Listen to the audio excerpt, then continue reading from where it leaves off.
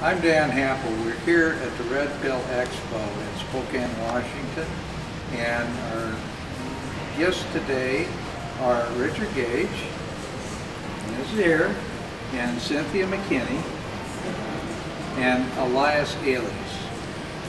And we are talking about the various experiences of the Expo, but we're going to be talking about the 9/11 Commission, the 9/11 Truth Group, and we're going to be talking about how important it is for America to understand and take the red pill and understand that things are not always as we are told. Okay, with that I would first turn it over to Richard. Richard, tell the people watching this video exactly what the 9/11 Truth Commission or group is. I'm sorry, 9/11 Truth Group is, and Architects and Engineers for 9/11 Truth, and what that's all about. Okay, well, we're here to help people understand that there's 3,000 architects and engineers demanding a new investigation of the destruction of all 3 skyscrapers. An investigation. Yeah. Because we never had a real investigation. True. This is the truth. Why didn't we?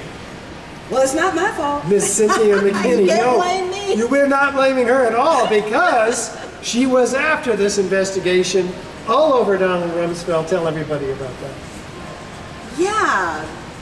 That's why I got kicked out of Congress, because you're not supposed to ask those inconvenient questions when they're lying in your face and you know it.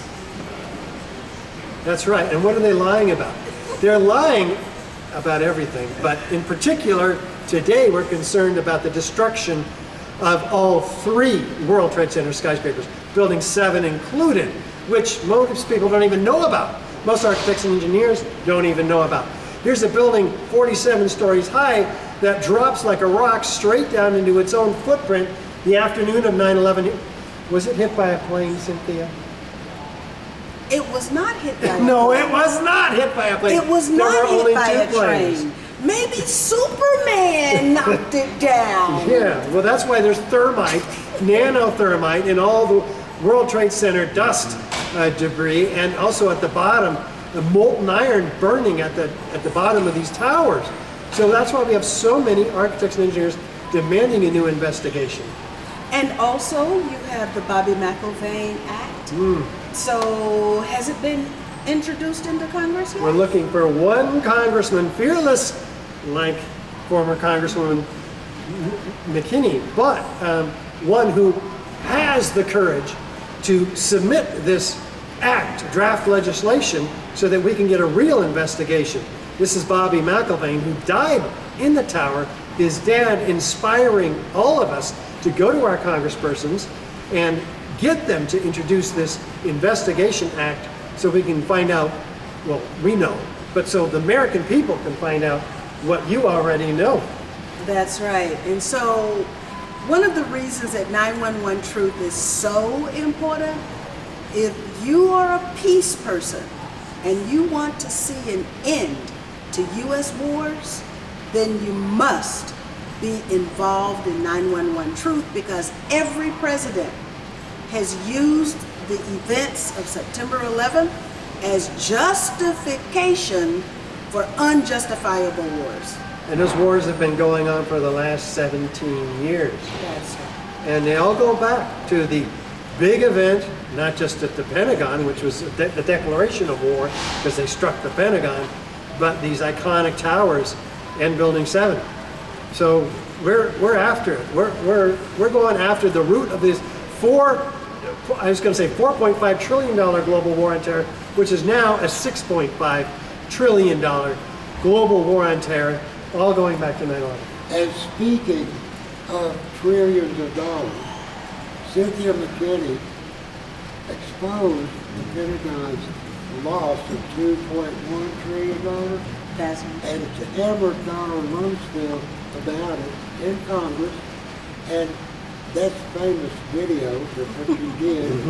But sitting here with us talking about this is Dan Hampel, who's a former county commissioner in Madison County, Montana. And he had a story of a run-in with Donald Rumsfeld here in Montana. Well, it wasn't really. It wasn't really a run-in, but I have to tell you, it's a funny story because I told Elias and I told a number of people. I was county commissioner. Don Rumsfeld has a ranch in Madison County on the Big Hole River, and one of my jobs as county commissioner was the road commission.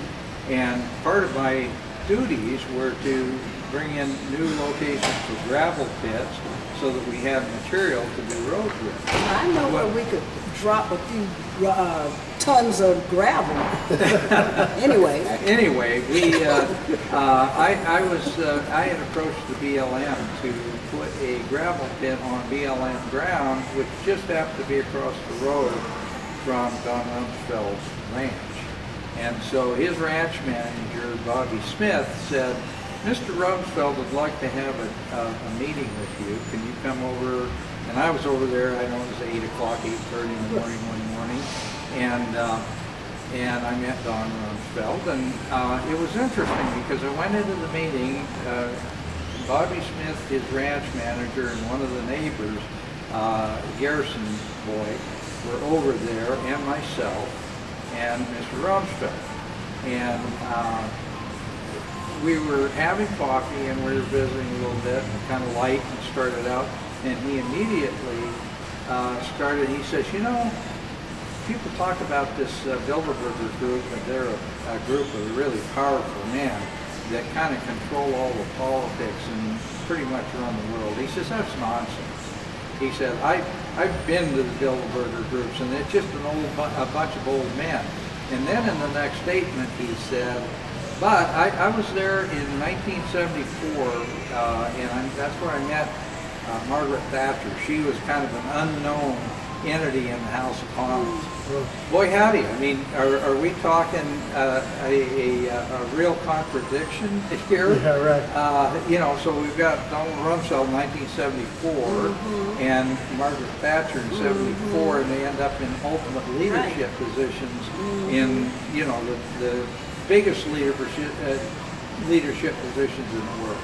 And anyway, I thought that was excellent, and I told Elias because he obviously had a bunch of information, probably CIA, FBI, on me, because he knew to start talking about the Bilderbergers to a guy that, you know, just your average county commissioner, who's going to know that?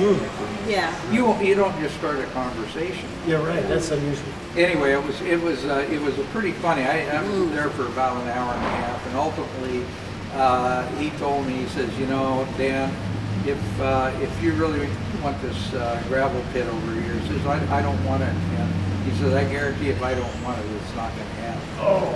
Yeah. And he told you that, right? Well, yeah, you know, that's what he said. You know, if I don't want it over there, it's not going to be there. So Yeah. he says, in any case, I dropped it, you know, because I knew that was exactly where we were headed.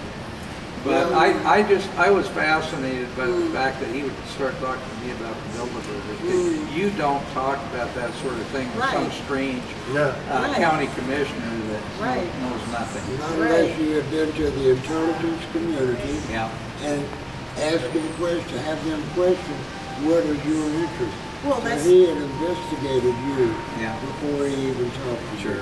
That's probably the time period around which he became officially a part of the deep state.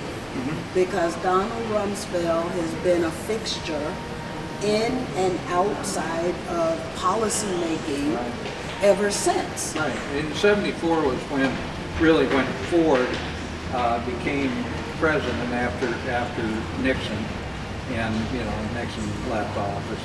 And of course, Donald Rumsfeld, who was a congressman before then, became Jerry Ford's, I believe he was his Secretary of Defense under Ford, wasn't he? I think he I'm not sure was. about his position. Yeah.